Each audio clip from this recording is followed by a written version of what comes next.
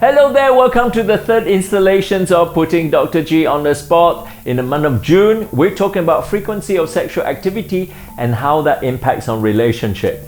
So last week we talked about sexless relationship, but this week we're talking about excessive sexual activity that actually may have an adverse or no impact on relationship.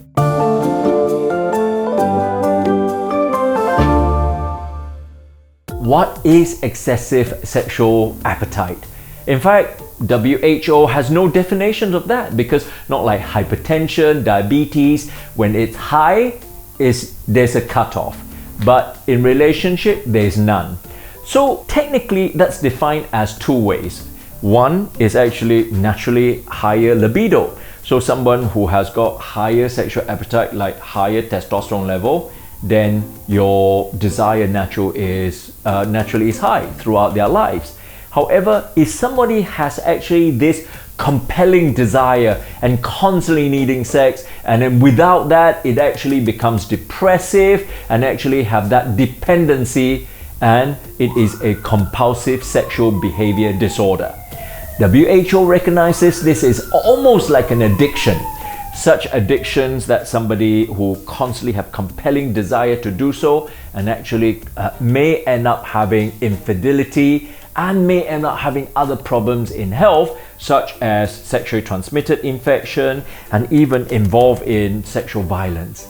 And under that circumstance, it is a disorder that needs to be treated. However, when there is a healthy sexual appetite, it just reflects that this person is generally healthy.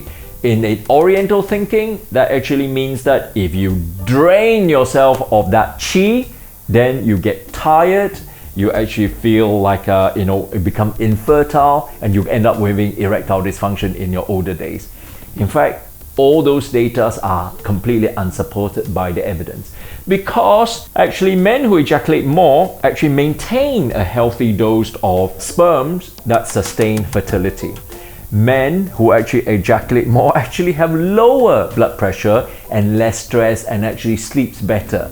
And lastly, there are a lot of evidence suggesting that men who actually have sexual activity more often in their youth are protective against certain cancer, for example, prostate cancer.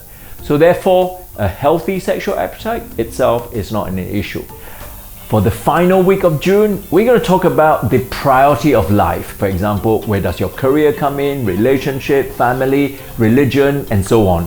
And that actually will determine how you view sex. And that is something we're going to talk about next week in the series of Putting Dr. G on the Spot.